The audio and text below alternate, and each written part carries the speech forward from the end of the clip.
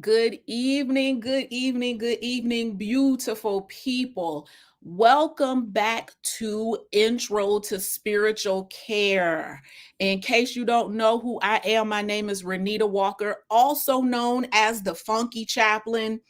Indeed, the funkiest chaplain. If you have not been with us, Intro to Spiritual Care is a webinar series that is designed to give you the basics of spiritual care. And these are things that I've been a chaplain for about 12 years. And these are things that I learned in training, in my own training, and in training other folks that wanted to be chaplains. And they will really, really help you as you begin to think about how you can provide spiritual care to the folks around you individually, as groups. But those of you that are already ministering in your context, this is really to give you some basics on how to engage spiritual care. So let's go. This is week 4. Honoring our grief and acknowledging our losses. Grief work is community work. Week 1, we started June 28th with Spiritual Care 101. We introduced the course and some important terms. Week 2 was July 12th. We talked about cultural competency. We talked about how to identify and address biases that we all come with. We talked about how to do that without judgment. I gave you some pointers on how to engage with folks, keeping in mind your biases. And we talked about making those skills repeatable behaviors. Week 3 was July 19th. That was last week. We talked about effective communication. We talked about communication as a bridge to emotional connection. We also talked about storytelling as communication. All of these you will be able to find on YouTube at hashtag Rethink TV. So if you've missed some of these webinar episodes, go back and check them out because we really are building on this knowledge every week. Next week, we're going to talk about how to assess and address 7 spiritual needs. Week 6, we're going to take a values inventory together so that we can determine what our personal and, for some of you, organizational values are, so that as you begin to do ministry, you know whether what you're doing aligns with your values. And then week 7, we're going to talk about spiritual care is health care. We're going to talk about spiritual care as part of our health care model. All righty. So let's get into week 4. What are we going to do tonight? What is grief? We're going to define grief. We're going to talk about the 7 impacts and aspects of grief. I'm going to give you a little bit of information about my model for grief work if you're interested.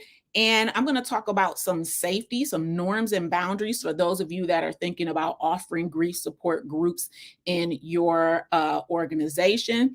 And then I am super excited. We are going to have a conversation with Julia Mallory, who is the founder of Black Mermaids. She is an author and an artist, and she has a dynamic presence dealing with grief and loss. And she'll tell you more about herself when she comes on, but I'm super excited about talking to her about her work.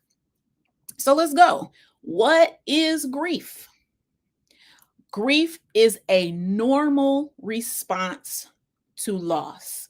Now, often we talk about the emotional impact in the aspect of grief, but remember later we're going to talk about 7 impacts because emotions aren't the only thing that you will engage when you're dealing with grief. So we'll get there. Loss isn't always about physical death. And I think this is one of those things that really needs to be clear, that we will experience grief as a normal response to any loss, not just death. Certainly, we talk about death a lot because that is a huge loss, but let's talk about divorce. When folks are going through divorce, it's a loss of identity. They're no longer a spouse, a partner. They're single again. It can be a loss of security because for some folks, having that person that lives in the same house with them provides them a measure of security for their lives. They know what they're doing after work every day. They're going home to their spouse. So divorce is a huge loss that really can shake people up and turn their worlds upside down. And it absolutely is heavy with grief. And this, I think, let me say, because my background is I'm a church kid, I'm a preacher's kid, I've been in church all my life. Church has not done a good job of providing grief support to folks that are going through divorces, because there's some morality attached, that people are making decisions about folks' morality attached to divorce, and making it, whether you think it's right or wrong, people are still grieving when they decide to divorce. And for the most part, it's not like, when people are deciding to divorce, they're not just doing it all willy-nilly. They have come to this decision usually with a lot of thinking, a lot of planning. And whether we agree with it or not, if we're going to provide spiritual care, remember, whether I agree with divorce or not is a bias that's in my backpack. So then I need to engage what my issue is with divorce, especially because they divorce ain't got nothing to do with my life. So why am I judging that? But if I'm going to provide spiritual care, then I have to engage my bias. And that's why I tell you, go back and watch these episodes, because we're building on them. So I have to engage my bias. What's my problem with divorce? What do I think about divorce? And I have to be able to set my bias to the side so that I can then provide spiritual care and grief support to those that are going through divorce. Infertility can be a huge loss. And often when I hear people engage folks with infertility, it's always like, oh, well, you can adopt. No, my friends. No, my friends, even if they want to adopt, infertility is a huge loss.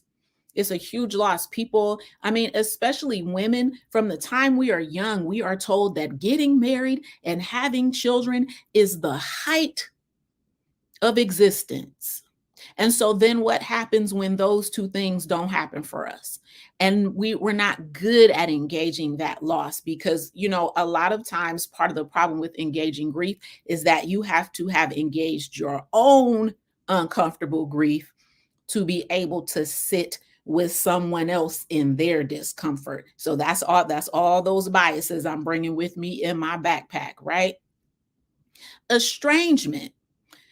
Sometimes relationships cannot continue when there is abuse.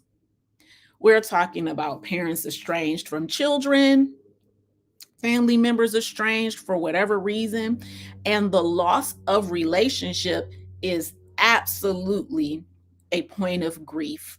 And sometimes for some folks, it can be more difficult because the person is not dead.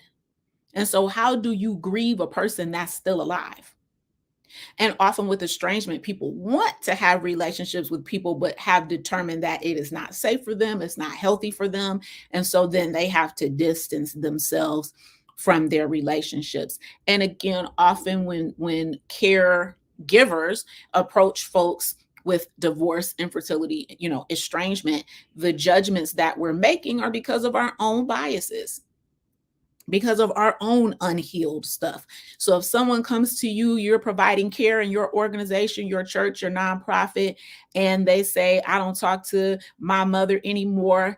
Okay, even if you have the best mama in the world and you just think that is ridiculous, you don't know their situation. You can't stand in judgment of it. And so you got to deal with your bias and figure out how you're going to provide care to someone that is in need. So the biases, knowing what's in my backpack, knowing my biases, remember that is always the first place that you start when you're going to provide care to someone. Cultural competency is critical. Job loss, something that we saw, in huge numbers during the pandemic. Job loss can be a loss of identity for some people. Again, it's a capitalist system, right? So we are told from the time we are young that getting a job and building a career is just the height of existence for people. And so what happens if you build this career? And last week we had We had a case study from, I chose a person and kind of made up some details, but she was getting divorced. She had a job loss due to chronic illness. These are points of grief that people need to be able to work through, that people need to be able to be validated in their experience. Job loss is huge, not just in identity, but insecurity. If I lose my job, I'm immediately thinking about, how am I going to pay my bills? How am I going to eat? I have a family, children. How are my kids going to eat? How am I not going to lose this mortgage that I done got into? How I'm going to pay my student loans? How I'm going to pay my credit card? But I mean, think about how uh, disorienting and destabilizing job loss can be for people. Chronic illness. We talked about this last week because our case study, she had some chronic illness that actually caused the job loss. It's difficult to understand things when you don't live them, but chronic illness is often a loss of identity. Often people see themselves as healthy, strong, resilient, and this has become a huge thing with long COVID. Folks who were perfectly healthy, never been ill before, exercise, work, and they're fine, and they get COVID, and now they have this syndrome of symptoms that make it difficult for them to some out of bed. And we live in a pretty ableist society. We really don't do well with folks that are disabled in any way. And so it's super duper important for us to engage and understand how chronic illness can really affect someone's identity, can affect someone's mental health, and obviously it's affecting their physical health. And those things really are all tied together. Trauma. Trauma is loss. Loss of safety, often loss of autonomy because the person is being acted upon by either an abuser or a situation beyond their control. Trauma is loss and grief. So I'm sure it's fairly easy to see how some of these things that we would typically see as negative are losses that will have some grief accompanying them, right? But what about things that we would consider positive? Graduation. Have you ever thought about how difficult it is? You graduate, okay, you graduate from high school, and everybody's like, oh, you got to go to college, or you go to the military, or you get a job, or whatever. And you're like, oh, I just want to go back to high school when things were easier. Graduating from college. When I was graduating with my Master of Divinity, I was like, oh, now I got to go to the real world. I know how to do school. I do school. I do school well. I know how to do school. Tell me the hoops to jump through with school, and I'm easy. I'm gonna jump through them. Then I graduate, and now I gotta like try to figure my own way and figure out what I want to do and have some agency and autonomy over a life that's not uh um boundaried by the restrictions of my school schedule. And it feels like freedom sometimes for folks, but sometimes it really is loss. You lose a friend group. If you're in college and you lived on campus, you lose living arrangements, a place where maybe you love. Now you got to figure out, do you want to live in the city you went to school? Do you want to move somewhere else? Do you want to go home? It's a lot. And even though it's a positive milestone, it's still a loss. Marriage. Have you ever thought about the losses that accompany marriage? When you're single, you can do whatever you want to do whenever you want to do it. You get married, it's a different situation. Now you got to be checking with your spouse about things, and y'all got to talk about money and bills, and it's a lot. It's a lot. And so even though marriage is a positive thing, it's loss. You lose an identity. You are no longer a single person that can do whatever you want to do. Now you are partnered with somebody and you are working together to build something that belongs to both of you. And there is loss there. So when you are thinking about in relocation, I kind of covered that with graduation, but when you are thinking about grief in your context, especially in churches, it's important to kind of know the lives of your parishioners. If you're a nonprofit, know the lives of your stakeholders, the volunteers that work for you, but the people that you come into contact with so that you can kind of understand where they might be as far as their life stages. One that I didn't talk about that just popped into my head because I was having a conversation with a woman the other day, uh menopause. Huge grief point for some women because your body is totally different after menopause. The body that you knew no longer does the things that it used to do. You may have been able to eat whatever you want, and suddenly you look at something and you're gaining weight. Now you're having hot flashes all over the place. Your skin is dry. Like menopause is a grief point for women. And I don't know that we think about kind of all of these things, but as you think about any kind of changes that people are going through, any kind of losses, there is going to be grief as a response to those losses. So be creative when you think about losses and grief, because if it's a loss, there's going to be some grief. Some losses are a little bit easier, so the grief isn't, as intense. And then some losses are super intense and the grief is intense as well. But it depends on the person. It depends on the person. All right, let's go to this next slide. There are 7 aspects or impacts of grief as far as I am concerned. And this is what I use for my grief groups that I do on the 4th Wednesday of most months. This month we had it last week, but most times it's the 4th Wednesday of every month. And I talk about the 7 aspects or impacts of grief. First of all, psychological or mental. This is, what am I telling myself? What is the story that I'm telling myself about this? And how is my mental health impacted by this loss? So, for folks that already have somewhat fragile mental health or they have mental health disorders, the impact of grief and loss is going to be a little more intense for them sometimes. And then sometimes people who have no history of mental health issues or disorders will find that they absolutely have some after a severe loss, after an intense loss. And I work in mental health every week. And I like to say that everybody is one situation away from an inpatient mental health stay. If the right loss happens, you would be surprised how disorienting and destabilizing it can be. And make sure that you're not judging when you encounter people with grief, because I'm telling you, you really don't know how something will impact you until it happens. And then you're in the middle of it and you're like, what is going on? So, psychological, mental, these are things that deal with mental health issues, anxiety, depression. Some things can be triggered by grief and loss. Emotional, this is the one everybody knows about. There are a myriad of different feelings that can happen with loss and grief.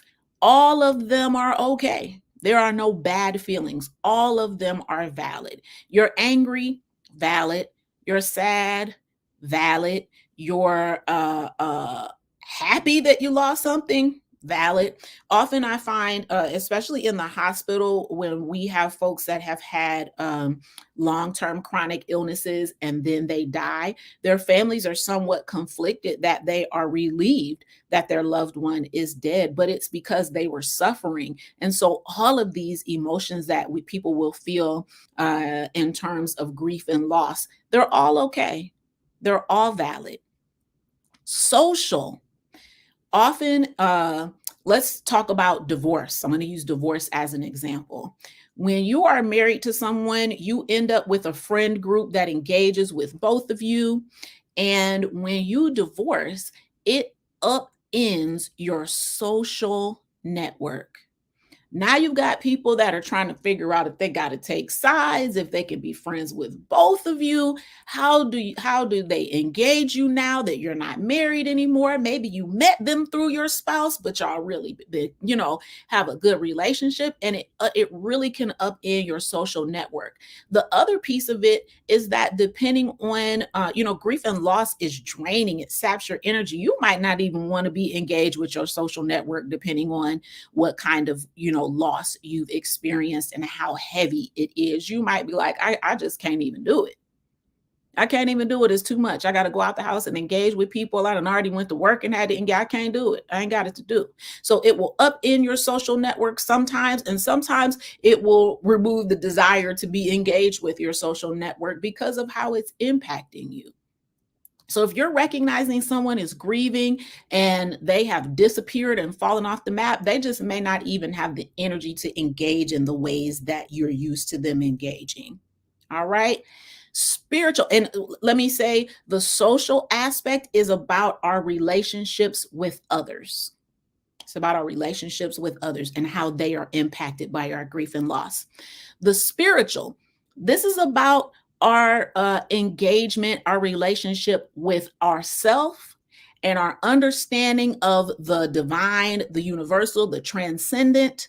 And remember, uh, I'm going to go through this when I talk about the kind of safety measures for grief work, but being able to engage with people where they are, with what they believe and understand, and not what we believe and understand, is part of cultural competency. So when I talk about the divine, I talk about God, the universe, the ancestors, the transcendent, right? And so this is about how grief and loss impacts our relationship with the divine and with ourself, because sometimes you can be really get disconnected from yourself depending on what the loss is, and especially if it's a loss of identity. You're like, I don't even know who I am anymore. Okay. The physical. So the physical, this is how your ability to maintain your routines.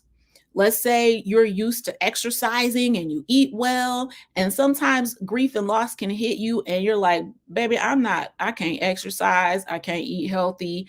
I don't have the energy to do it. And maybe you start eating fast food. Maybe you stop exercising. But it can also be the opposite. You don't really exercise, and something about that grief and loss impacts you, and now you own it. It's one of the ways that you figure out how to manage your loss and manage your pain and manage your grief. But grief absolutely can impact us physically, including, have you ever been really stressed going through something and your neck hurts? It's a physical impact of stress. Losses are stressful. So wherever you hold your stress, your neck, your lower back, if you have any chronic illness or physical ailments, they will absolutely be impacted by grief and loss. Behavioral. This is where that kind of like, I don't even know who I am. Usually I'm really like even tempered, and usually I'm very long suffering, and I can you kind of manage engaging with people. And now suddenly, baby, I am short tempered and I can't deal. I can't deal with the folks. I'm snapping at people. And this is the behavioral is tied to the physical. I don't eat ice cream, and now I keep a pint. You know what I mean? Like it seems silly, but these changes can really kind of be distressing sometimes, and they can actually lead to some poor physical effects when your behaviors change in that way. Sometimes people get engaged in drugs and alcohol, whereas they never have done that before. But there is absolutely a behavioral impact of grief and loss. And finally, the philosophical. This is where we can start talking about challenges to our theology. Remember our case study from last week. Um, the I can't remember what I named her, Lisa, I think, but she was one of her complaints was, I go to church, I tithe, I do all these things right. I don't know why God would allow this. I don't know why God is doing this to me. I don't know why. And this is the philosophical, where our theological wrestling happens. This is also where our loss of identity can happen. If I've been married for 25 years and I get divorced, I don't even know who I am anymore. I've been a wife for 25 years. Now I have to kind of engage the world differently because that's not, I don't have that role anymore. Let's even talk about loss like kids growing up, empty nesters. You've been taking care of kids for however long, and then they leave the house, and now you're like, okay, well, what do I do now? What do I do now? And actually, believe it or not, a lot of divorces stem from empty nest. You keep it together and you don't really engage your relationship to build it, but you're there for the children. And then the children leave, and now you got to determine who you are as a couple without children. And sometimes folks determine they don't really like each other that much. But this is the philosophical, this is where our loss of identity lives. This is where our theological challenges live. Okay? Now, if you want a longer explanation of those things, then you can come to a grief group or you can engage me after this and we can talk about it. Okay? Now, for those of you that are thinking about providing grief groups in your organization, in your churches, in your nonprofit, in your spaces, this is certainly my opinion about group norms and boundaries. And it's my professional opinion. So first of all, having a trained facilitator is ideal, and in my opinion, an ethical obligation, especially in a church where their spiritual health really is attached to that organization. What do I keep saying, y'all? Please don't hurt nobody. Please don't hurt nobody. And if you're going to provide a group where you are going to allow people to come in and engage their grief, having someone that can help you, that has some training, it can be a social worker, it can be a chaplain, it can be anybody in ministry that is trained in pastoral care. It can be, did I say social worker? It can be a therapist, but having someone to at least provide you with some oversight and guidelines as you offer these groups, I really think is very important and can keep you out of trouble. Don't hurt the people. We want to provide a safe enough space for people to be able to engage these things and also protect them at the same time. This next one is super important to me. All spiritual traditions and perspectives must be respected and welcome. If you really want to provide spiritual care to people, then everybody has to be welcome, whether they are Christian or not, because people need grief support. So you may find people from the community. If you open a grief group, you may find people from the community that will come in and engage. And we've got to be able to welcome them with open arms and allow them to connect to what is spiritually important to them as we give them this safe space to engage their grief. Confidentiality is critical to providing a safe container to process grief. When you have a grief group, don't go talking about what people talking about in that group in other places. Don't talk about it over the pulpit. Don't talk about it. Don't talk about it. It's the confidentiality is critical. It's key because you want for folks to be safe and you don't want them to feel like when they come in there and really pour out their hearts and souls to you that they're going to hear their statements later on somewhere. And often, believe it or not, when you engage with a group and you talk about group norms and boundaries, you are asking them to buy in to these boundaries, and people will, because they want to come and share freely as well. So they will buy into these boundaries. I don't want to hear my business nowhere, and I ain't about to tell yours either. So people will buy into these. I statements and exploration of one's own experience and perspectives is critical as well. What you don't want is for people to be cross-talking in the group just because somebody says something that, and this is why having a trained facilitator can be important. You don't want them like, girl, well, what you need to do, talk about yourself, talk about how you have engaged your grief, but this is something that can actually provide that safety that we're looking for. We're looking for a safe enough space. No space is going to be perfect, but we can make it safe enough. The other thing is to engage your group participants about the norms and boundaries that would help them feel safe. And within reason, include them. The first time you meet with a grief group, this is what you're going to do. You're going to talk about norms and boundaries. You're going to ask people to engage and buy in. And you're going to ask, is there anything that, would help you feel safe that we can engage with within reason? All right. Now, here we come to the good part. Here we come to the good part. I am going to allow Julia to introduce herself. And if you want some more information about her, this is her website, blackmermaids.com. And again, I'm gonna let her introduce herself, but I met this sister a couple years ago now, like wow, like before the pandemic. And we have been engaged in talking about grief here and there ever since then. And I am a fan of her heart and her work. And what my goal with talking to her is to give you all some really creative ideas about how you can engage with folks who are grieving in your community. So here we are. It's Julia Mallory. Introduce yourself, sis. Hey, thanks for having me, first of all. Oh Lord, the self introductions are always so tough. I just feel like, what do I say? Where do I start? But I think probably start with my public facing identity, which I'm a multidisciplinary artist by way of being a writer. And I often don't name it, but I'm also a grief worker.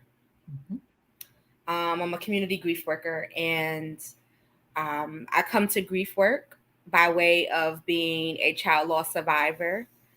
5 years ago, this summer marks the anniversary of the death of my oldest son, Julian, at 17 years of life. And I think since his transition beyond this dimension, I have been trying to live life in a way that honors not just his memory, right? But I think that honors what I believe is still my capacity to be alive. Mm. And so I think that's probably the most succinct introduction I can offer right now. Yeah. Now tell us how you started Black Mermaids. Oh, by accident. um, Seriously, because so poetry is my first creative love language, and about roughly oh wow, about roughly 10 years ago, I said, oh well, I have to publish a collection of poetry. A lot of my poet friends, they were putting their work out in the world, and I thought it was time, after having a life long existence of writing and performing. I thought it would be important for me to leave a legacy of the written word. And in 2013, I made that commitment. There was no book. There was no book until 2016. Okay. I was laid off from my job very unexpectedly, very raggedly. Let's Mm. just name a thing. And I was so burned out. Um, I was so burned out that I was like, I'm just taking a break from everything. And then shortly thereafter, I said, "Well, girl, when you gonna get like you're not gonna get another break of time like this, so you need to make good use of your time." And I had been Mm. pulling work together, and so in November 2016, I published my first collection of poetry called Black Mermaids, and it was like a portal opened. Mhm. Um, I had the lone goal of again of commemorating my work, letting my work live beyond me, and what I never anticipated was people's connection to the concept that the book talks about. So when we talk about grief and the concept of this reimagining of life after death for Yeah. our enslaved ancestors, um, and people, I didn't realize that there were so many Black mermaid enthusiasts in the world. And so when I put that work out, it was a magnet, and folks were just super attracted to the idea. They loved the work. And I was like, oh, I can't stop here. And one of the things that happened was that because people also still associate mermaids with childhood Mm-hmm. and with younger folk, and so people were like, oh, is they thought Black Mermaids, the potential that, oh, is this like maybe for children? And I remember someone coming up to me and saying, hey, do you think my 10-year-old would like your book? And I was like, I mean, they could probably read it, but it's not for children. Mm-hmm. Like, I don't think it's not for kids. But I was feeling like I was getting a lot of those answers, a lot of those questions. And I was like, I gotta do something. So I thought I was gonna write like a workbook, like Chicken Noodle Soup for the Black Mermaid Girl Soul or something. That's what I was gonna write. And I was talking to my homegirl who's an entrepreneur, and she was like, Julia, I think you should just write a children's book. Mm. And I was like, what? Like, why did I never think of that? As somebody that loves books, loves children's literature, I just could not believe that I had never considered that I could write for kids. But long story short, I've always wanted to have like a brand like years ago, but that it always felt so cost prohibitive to put Mm-hmm. myself out there as that type of entrepreneur that had physical merchandise for sale. And so April 2017, in January, I was like, ooh, I'm gonna design a t-shirt. Design a t-shirt. Because like I said, there was just all this energy around the book, and I just felt really good. And I was like, it's asking for something. Like, it's like, bring me through. So I made a t-shirt, designed a t-shirt in January. Loved the way it came out. April 2017, I was invited to speak at a local brunch. And then I was like, okay, I'm gonna time it. I'm gonna go do my speaking presentation, and then I'm gonna have a pop-up shop later. My friend who's an entrepreneur, she has a boutique, and so I had one book, one t-shirt, and I just love the feeling of it. So Black Mermaids then has become my creative container for all of my ideas, um, that that want to be out in the world, and Black Mermaids is the place where I bring them through. I love it. So before we got started, you told me that you were in this creative season, and I do understand that your creativity is tied to how you are processing your grief as this will to live is what I'm hearing. What are you working on right now, and how are you helping your community process their grief? And talk a little bit also about this generational trauma that comes down to us, like a grief that we already have, and then life gives us more. Right. So, one of the things early in my journey after Julian was killed, one of the things that I had to define for myself, very, very, very fine, nuanced distinction around. I had a children's book in progress, right? I had good momentum. My sis was swinging. I was up, and then when we experienced his loss, I was like, none of this matters. I'm putting all of this to the side. None of this is relevant. But it didn't take me long to realize that with additional healing support, creativity can also be a life generating and life saving force. Yes. And so initially, to be 100% candid, I was afraid. Like, I did not want my creativity to just be this thing that I use to push past my pain. Mm-hmm. And so when I talk about that distinction, being able to find the space that said creativity can absolutely be a form of healing work, but it can't be the thing that you only pour into to avoid this other type of healing work that's over here for you. Yeah. So the work that I have done in community, because initially, like, I was not trying to be anybody's workshop leader, grief guide, grief doula, grief worker. These are all things that people have called that have called me. I wasn't trying to do any of that. Mhm.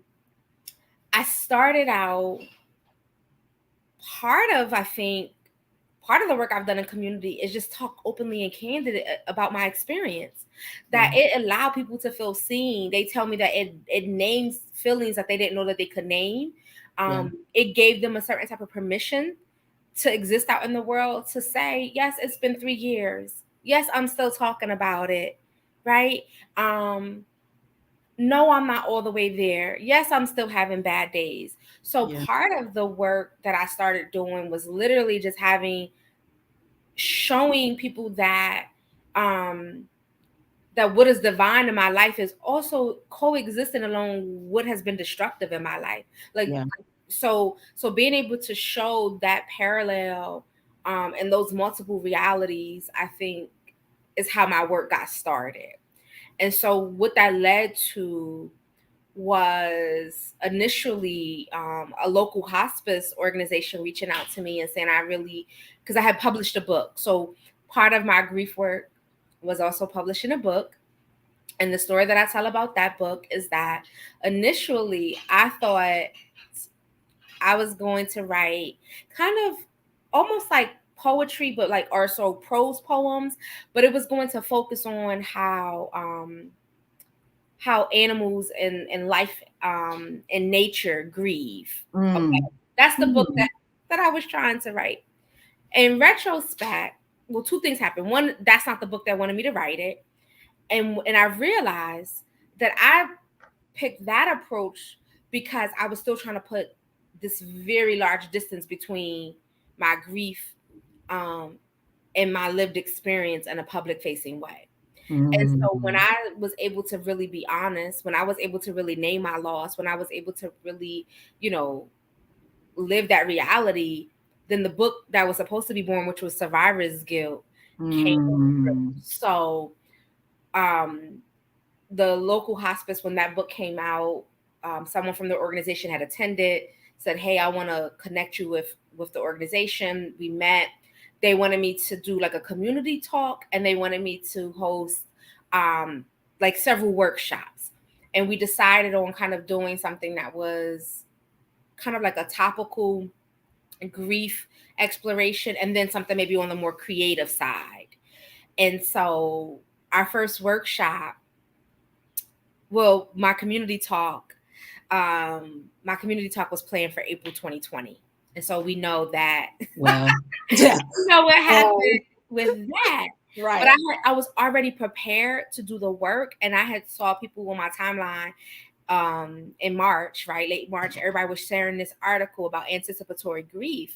Mm. And I said, hey y'all, would it be helpful if I held some sort of workshop, some sort of space for us to talk about grief? And people were resounding yes. And I said, okay. And so I started doing that in March 2020. And in 2020 alone, like I held over like 40 workshops, Wow. most of them about grief, to be able to bring folks in the space. Um, and so what does my work look like now? It looks like trying to, I realized that collaboration has been key for me in furthering this work, because if I got to be the one coming up with the whole concept, doing the marketing, doing the debrief, doing the A this, lot. doing the that, it can be a lot. A lot. It can be a lot. And so I have loved the power of partnership, people reaching out and saying, hey, Julia, we love your work. Would you be willing to do this type of workshop for our organization? And so I think the most recent one that I did, that I am going to run back, I came up with a workshop called BALM, BALM, All a play right, of man. words, and then the acronym stands for Black Affirmations for Love and Mourning. I love that. Yes. So I did that with the Acorn Center for Freedom and Restoration. They based out of Georgia, and we did that over Juneteenth weekend. And so Awesome. I'm gonna offer that again, either late August, early September.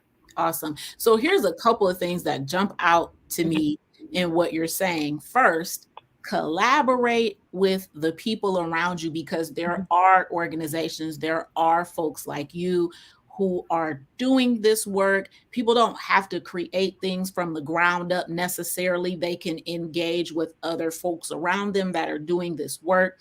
And already have some experience in providing this kind of work, and partner with them and collaborate them so that you can serve the community. Because you and I have had this conversation before, grief work is community work. Right. There is no way to really engage grief by yourself. It has to be done in relationship with others. I think you can do some of it by yourself, but a And large some of part, it you have to do by yourself. some of Like, it you have to, yeah. but some of it has to be done in community, because we You need to exist. be We safe. exist out there, right? Like we exist in communities. We So exist in community. The yeah. other thing I love is your willingness, and I understand that that kind of was an evolution, but your willingness to really be, um, you know, authentic about your experience, that it hasn't always been easy, that it hasn't, it's the healing is no straight line. There's ups, there's downs, there's obstacles, there's, but that especially in a world for Black folks where our young folks are murdered regularly by the police, by each other in our neighborhoods, through, like to be honest about what it is like to be impacted by the violence of the world around us. And I think a lot of people need, like you said, that freedom to say, I'm not okay. Hmm. Absolutely. And I will say early in my experience, because I'm typically a very private person, early in my experience, I just heard like, oh, um, you're supposed to just talk openly and honestly about what's going on. And I just was like, okay, like, sure. Like, it didn't so much as feel reluctant. I think I was reluctant to definitely write it down in that type of way. Because it just, oh, it's forever. Like, so Yeah. to speak. And then I was so, and it was funny because it was like a muscle. It was like the more I flexed the ability to talk openly about my experience, the easier it became. Yeah. Um, and yes, healing is not a one-time event. Healing is not a one-time event. So I think being able to be in community and remind each other of that, in a world that is not grief aware, especially there's grief is a normal part of life. It is. Right? Grief is a normal part of life, but there is absolutely a way in which it is exceptionalized for certain communities, right? And so that is sometimes the difficulty that I have in my work, being able to talk about grief as this routine, ordinary thing, like you in the beginning naming all those, common experiences that people will have around loss that is not just death related. But then at the same time, talking about this kind of perpetual traumatic perpetual traumatic experiences that we have that Yeah. have sensationalized grief. And even because I will say like Black grief, capital B, capital G, like it's almost its own phenomenon. So when you Yeah. mention the generational piece of it, right, just we can't break those generational curses that people like to talk about until we address our generational grief. That's the one. And I think about sometimes, it's dual experience. We are absolutely our ancestors' wildest dreams, and we are also holding all of the trauma and grief that comes down the family line to us in ways that sometimes we're not even aware of. Mm-hmm. We're not even aware of. And I love this comment that grief has no time limit, because honestly, grief is lifelong. Mm-hmm. Grief is lifelong. When that loss occurred, it is going to reverberate through the rest of your life. It is going to Mm-hmm. impact the rest of your life. And how we engage it is the way that we learn how, like, the grief cannot be erased. We just learn how to carry it. We learn how to form our lives in a way that honors it. And I think, I call the workshop, my workshop, that for a reason, honoring it, because I really do think that grief is something to hold and honor as as an experience, as I lost something that was important to me, and I'm going to stop and I'm going to acknowledge it, and I'm going to honor the very normal, natural, real experience that I am now going through because of this event in my life. So when I talk about honoring it, I really do mean that. I really mean holding it very gently and compassionately, and being very compassionate with myself around whatever I'm experiencing in light of my loss. Mm-hmm. And I recognize that in you as well, that you're very compassionate with yourself about how the loss has impacted you. Absolutely. So I want to start. I'm gonna go back a little bit when we talk about the kind of the generational losses, and you saying about us being our ancestors' wildest dreams, and that's why I also say, right, that grief work is also a form of freedom work, Come right? on We now. cannot avoid our grief and be free, and so part of that reclamation of being able um, to name the things that have happened to us and our people, to be able to name the things that are still happening to us, Yeah. right? To be able to do that type of hard work, to have that type of courage. And grief, you know, yes, grief is a sacred teacher. Like grief can teach us so much, but we've Mm, been taught for so long, I think, especially Black folks, this world that wants to keep us disconnected from ourselves and each other. yes. So we've been Oh, and let me say that part of that disconnection with the society also does is try to give us like productivity and material things to kind of fill in that gap of where we should be connecting with each other. Hmm. So that's why I also try not to, the compassion part is also like not trying to bring shame to this work, because Right. understanding that like people didn't just choose this, right? People Right. that typically don't choose the loss, and then especially death related loss, right? And then Mhm. uh they're gonna find more of an audience for the pushing past and just keeping it moving, and all of that other toxic ideas around not addressing what we feel. And so they're gonna find more of an audience for that type of intention typically than they are going to find for the compassionate space that they need for people to be able to what I say, emphatic witness, and as you said, an empathic witness, Yes. right? And so part of what I try to do in my work is also provide that space. So in my book Survivor's Guild, I talk about, because people always talk about self-pity, and sometimes I think it's okay for you to feel bad for yourself. Sometimes it's okay to be like, ouch, I'm feeling tender.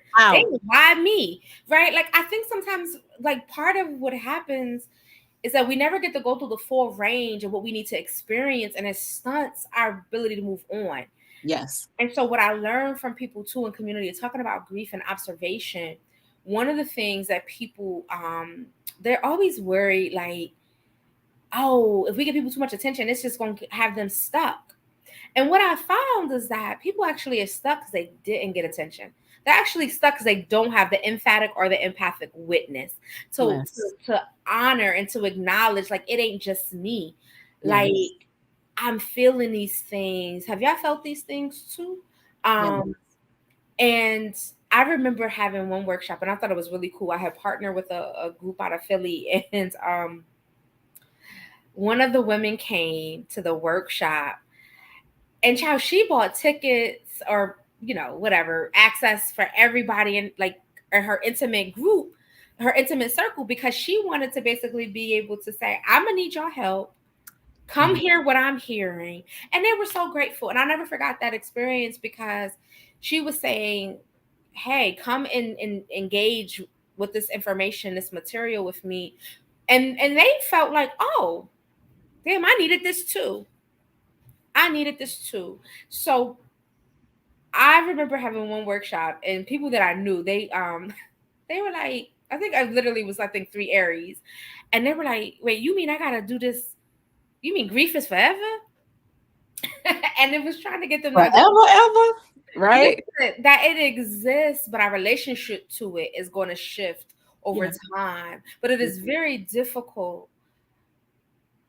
to transmute, to have a handle on, to work with something that you won't name, that you won't acknowledge, That you won't and engage. that you won't engage. And so the late poet Lucille Clifton, one of the quotes I use in my workshop, it's from a series of poems, The Light That Came to Lucille Clifton. And she says in that poem, the truth is furiously knocking, my child. You might as well open the door. And I always flip that and say, the grief is furiously knocking. It is. We all know that trope, right? Of the thing, Yes. the horror trope, the thing being at the door, the family, they try to get rid of it. They didn't put the thing in the landfill. They didn't they didn't burned it. And every time they come back, that thing is Right. right there on the porch. Right there. Right there. So I always say to people, I see my grief as being that visitor. Mhm. That is basically like, listen, child, I got things to do too. Like, but I gotta be here. Yeah. So the best thing you can do is, welcome it in, Yeah. find a room for it, write your name on your orange juice if you want to, make sure your grief got its clean towels, give it a space. And then casually, maybe y'all have a little conversation at the breakfast table. Then maybe you'll be like, oh, okay. They help me tidy up sometimes. Mhm. You can kind of start to build a relationship with your grief. But Right. what happens is we just shut it out. We're grief avoidant. And so grief is like, I'm coming in the house. Like Denzel said in that clip, I'm leaving here with something. And Yeah. I feel Yeah. like our grief is, so you could either say, here's the silver tray. You ain't got to bust up in my crib. You ain't gotta do all that. You You ain't ain't got gotta to do do all that. that. I'm here's what you You ain't came gotta do all that. for, Yeah. Yeah. Yeah. right? And then also knowing that grief is also going to leave us with something. It It's is. also going to leave us with something. And I know in our darkest days that can seem ridiculous to say to people, right? Yeah. So that's why I try to, like, in my workshops, we get deep, we get spiritual. We also just get, my style is also just around the way. So, Yeah. Yeah. we have these kind of candid approaches to the work. Yeah. So we can kind of make space for a variety of processing styles, a variety of I love that. conversation styles. It don't have to just be one way. So I try to bring in a variety of things, right? Whether it's music, literature, pop culture. Try to bring in a variety of things that people may recognize. Yeah. But mostly it is compassionate space holding. Yeah. I want to belabor this point just a little bit. We live in a grief avoidant society. Mm-hmm. It is baked in.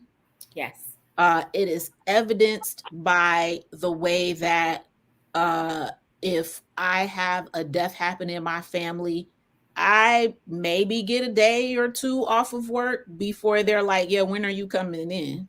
Mm-hmm. It's that we don't have space made for grief. I mean serious grief, like not my third cousin or nothing, my mom, my dad, my brother, my child. And your job is like, okay, so how many days do you need? Well, you can get the day of the funeral, but any other day, like, we expect you to be here. And then I said before, I'm a church kid. I grew up in church. So this is not a disparaging of the church, but this is a reality that the church does not do grief well either. Mm-hmm. I have been at funerals and heard the cliches, God needed another angel. Oh, that is not, no. Please don't say that to people. That makes God sound really sadistic, like that God needed to kill my loved one to have another. Please don't say that. But we're just not good at it because we don't engage it, and we don't, it's absent from the body is present with the Lord. Okay, I know what my spiritual beliefs are, but that does not fill the hole in my heart because this person is not here anymore.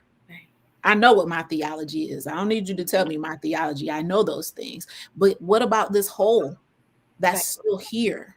That even though I know all of that theology, I'm hurting because my loved one is not here anymore. And I just wanted to lay in there for a moment because we just, without judgment, we don't do well with grief. And when I think about the generational things, all the way back to our ancestors that were stolen from another continent. They ain't had no time to grieve that. They was trying to live through the Middle Passage. Mm-hmm. When they were done with the Middle Passage, they didn't have no time to grieve all the people that died on the way because they was in the field. Mm-hmm. When folks were getting lynched, murdered, hung, beat in the field, they ain't have no time to grieve that because they need to get out there and pick cotton. There's so many ways that being grief avoidant is just baked into our heritage and baked into the society around us, because capitalism don't care nothing about your loss. At all. At all, right? So it's very normalized. That's why I also just try to like really let people know, like, baby, ain't nothing wrong with you. Like, you literally, you a product of our, we are a product of our environment. Like, this, we didn't wake up and choose this. So Right. you really, having to fight like hell for your peace of mind, for your for the privilege to even heal, like, to, and I always say, I can't heal from the death of my son, but I can try to heal through it, right? I can try to fortify my spirit and my being and my existence. That's it. And I think there's something else you said. Um, oh my goodness, about, shoot, maybe it'll come back to me. What did you open up with? Um, That grief is a normal loss, and then I talked about all the different ways that, like, divorce, and I no, walked. just now when you Oh, child, I don't know. when you started talking after me, it was something you said, and I wanted Oh, to. but basically about this being baked into the society that we are grief avoidant. We just, Yeah. it is how we're socialized. And when I talked about cultural competency, I talked about how we're socialized and what our biases are.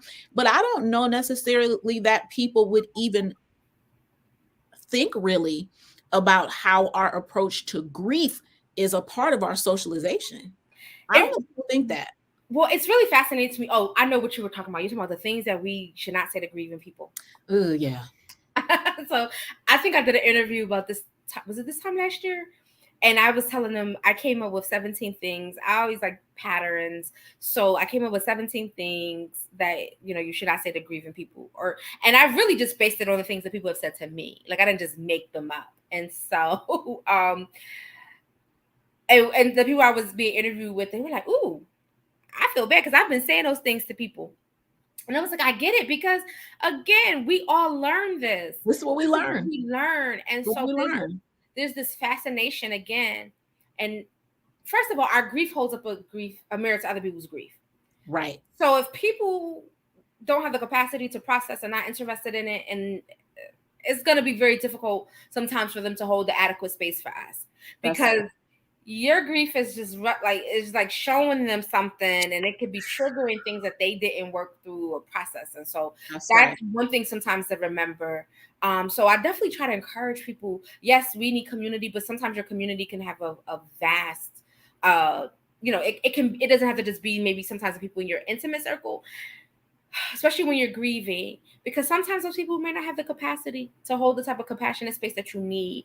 Yeah. And so, and without judging their capacity. Yeah, listen, because some people just don't have it, and you might be better off just finding it somewhere else. Yeah. But one of the things definitely I think that happens a lot, especially in spiritual spaces, and this is not even just the church, like I'm saying spiritual and religious communities, is typically this idea of trying to rush people from grief to gratitude. Mm-hmm. And it's like, both of those things can coexist. I'm grieving, I'm sad, I'm frustrated, I'm angry, right? I'm depressed, still grateful. Yeah. Maybe not grateful. I'll work my way back there, right? Like, people, like, gratitude is not something that you can convince people of. Like, people have to just know that in their body. Like, you can't be like, you should be grateful, baby, but I don't feel it. So whatever you're saying is not. It's not about to do nothing. So right. I think those expressions and those phrases, right? Like, we've heard them all. Like, time heals all wounds, right? Things happen for a reason. Let's say right there, I hate that one the most. Things happen for a reason. I hate that. I gotta send you. You might have already saw it, because I had did a thread on Twitter after a tweet went viral because a person someone's father had passed away. Someone's father had died unexpectedly, and somebody that he knows, or maybe he doesn't know the person, he just responded because it's Twitter, said to the person, oh, because he told us the story. This is why the tweet went viral. He basically said that, oh, I talked to my friend, his dad died, and you asked him how he was doing. He said, man, it's the worst day of my life. And the person who made the tweet said, oh, well, I told him, yeah. Like, how do you know this? How is that comforting? Child, so folks like lost it. Like, what are you talking about? And so I made a thread and said, I know most of us are not at this level of ridiculousness. But there's still some things that we say to grieving folks that are not helpful. And so I made a whole thread using gifts of reaction to. And that one about, I had someone say to me, the last one that I ended with, the last comment, one of the most ridiculous things that everyone ever said to me. And this was, believe it or not, I was at a chaplaincy training program. I was invited by a longtime mentor of mine who is a chaplain and trains other chaplains. And these are chaplains in training. And the person said to me, because they were trying to like it to their own experience. So they had went through some very devastating, traumatic things. And they were like, well, I feel like if those things had never happened to me, then it wouldn't like allow me to kind of be on this road to recovery, is what the person was saying. So then they then took that and then told me, they were like, well, I'm just sorry. I just feel like the devil don't do nothing that God don't allow, is what they told me. Mm-hmm. And I was like, because I'm far along in my journey, I actually just felt really sad for that person. Like, I felt really sad for that person. And I was also very concerned because I'm like, oh, this is the person. You have to be a chaplain, child. Like, so, yeah. Don't hurt the people. I keep telling y'all, please don't hurt the people. At the They very least, already hurting.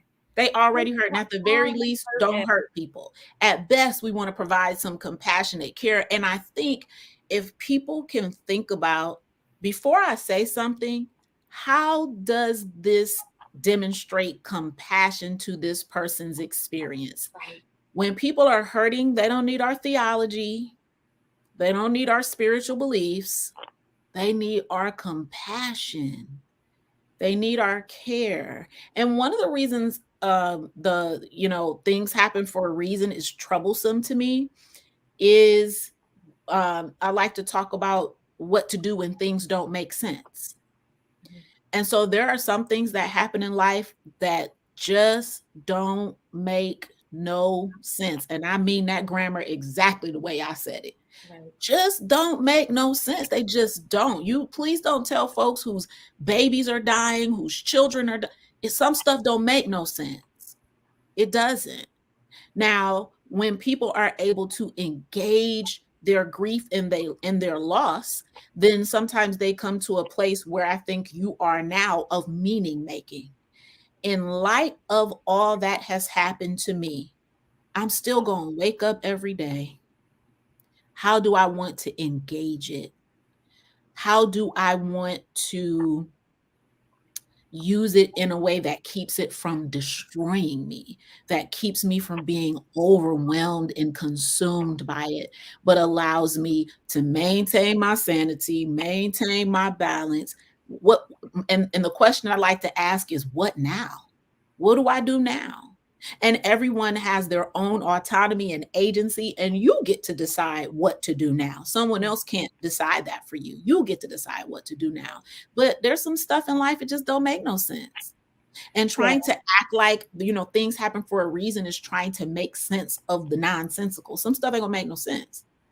I think I've been able to do this work in a way that does not harm me, is because I recognize that my job is not to fix anyone's grief. And so I think that part of the things that don't make sense is really recognize, and then the second part of this is in life there are the awful things that happen to us, right? And then there are people's responses to the thing that happened to us. And so when you talk about folks like not doing any harm, it's recognizing if you're part of a response team, right? What are you bringing to that space that does not cause further harm? That's it. Um, yeah. That's it. That's it. Please don't harm the people. Folks are already hurting. Folks are grieving. They are looking for some safety and some stability so that they can engage these things that absolutely have been in chaplaincy. We call it disorientation, Mm-hmm. things that are disorienting. You knew left from right, up from down, and then this thing hits you and you feel like you're spinning in space and you can't catch hold of something to steady yourself. Is disorienting. So at the very least, provide a space where people can get oriented again, and don't harm the people with, It is cliches. okay. Like And you, we don't have to fix anyone's grief, and we it also can't be fixed. the healing is not going to come down to some magical moment. It ain't. And I find that sometimes people are kind of moving in that way that if I just say this thing, if I just, baby, it's not going to come down to just a magical moment. Um, And grief is not something to fix. It doesn't need to be fixed because it's not broken. It's normal. Grief It's is really not. there. Like imagine experiencing devastating loss and nothing changing. And nothing changing. And that being disoriented. And I think that is why grief, for me, I always talk about how grief has helped me mark time. Yeah. It has helped me to call upon memory. It has helped me um, to recognize the value of my connection to my loved ones. And Yeah. so I think this idea is, so when we avoid it, what is really happening is like you really are disconnecting yourself from all those things. Yeah. Um, and I know people, like, nobody's thinking about it like that, right? Because there's no part of our society that is making space to even have those conversations. I watched a popular, I think, neurobiologist or neuroscientist who has a podcast, and he was talking about grief, and it was really fascinating to me to kind of watch him try to talk about it without like it was sounding like something that could be fixed, Mm. but something that we also had to embody. But to me, I'm like, oh, you sound like you out of your lane by recognizing the need for these actual rituals and connection and a process, right? Yes. And it was just really funny. It actually made me laugh. I was like, this man don't know, like I feel like you're talking about grief because it's the thing to talk about now. But Yeah. you're not really talking about it from a place of it being a sacred teacher, sacred connector. You're talking about it as a thing again to fix and just kind of move on. Yeah. Yeah. And it's, again, there's nothing to fix. It's this, you, because you're grieving doesn't mean you're broken. It means that you had a connection to someone or something that was important to you. And when that connection is broken in the physical, it's going to impact you. Right. It's broken in the spiritual. The behavioral is impacted. The emotions are being, like, everything about you is impacted by this loss. You're not broken. You're Right. human. Right. You're human. Well, me and you, we Yeah, could I'm talk gonna say you all probably day. gonna wrap this up because we'll just We keep can going. talk all day. We can talk all day. I just want to give you some flowers publicly while we're talking to the people. I am so honored to know you and to have watched you for the last couple years. I have my Black Mermaid shirt, y'all. The one that I have says, "Whose permission do you need? Put yourself on." So quit waiting for folks to give you permission to do the work that you here to do. What's your soul's work? You know what it is. You know what you called to do. Put yourself on. Handle your business. You ain't gotta wait for nobody to set no table for you, baby. Make your own table. So I have my Black Mermaid shirt, and I have loved watching your growth and watching the way that you have engaged the community. I mean, quickly pivoting with COVID and going online. I was a guest on your social cast when you did Uh-huh. that. I was honored to talk to you then. And I hope that we will continue to have great conversations about how to help our community engage grief in a way that will honor our experience and really be healing for folks. I am going to put this back up so the folks know where to find you. Is there any closing thought that you want to give everyone? No, I wanted to say people can also find me. I think my personal website is the Julia Mallory. Okay. That's probably a good place to like to stay connected with me in the work that I'm Awesome. doing. Is it Um, .com? yes.com, thejuliamallory.com. I think thank you, Renita, for this work that you're doing. I see folks have said positive things. We're just thank you. I don't have nothing else profound to say. Thank you. Thank you so much. Y'all, please go check out Julia Mallory. Engage her as a way to provide grief support in a really creative way to your community. That way, you don't really have to create something from the ground up, but collaborate. And for me, that's the most important part of this conversation, to be honest with you, is collaborate. Do some research about organizations in your community. And now that we're online, they don't even got to be in your community because you Right, can right. Zoom the folks in. We in two totally different places. But, use the technology that we have, use folks that are already engaged in this work, that are passionate about it, that are personally touched by it, because they're going to be the ones that's going to be like, hey, sis, you ain't by yourself. You're not by yourself. We in this boat together. Well, thank you so much for joining me. I love that y'all was on here watching and commenting. Thank you. Remember that you can find this episode and the previous episodes on YouTube at #RethinkTV. And we will see you next time. Bye-bye.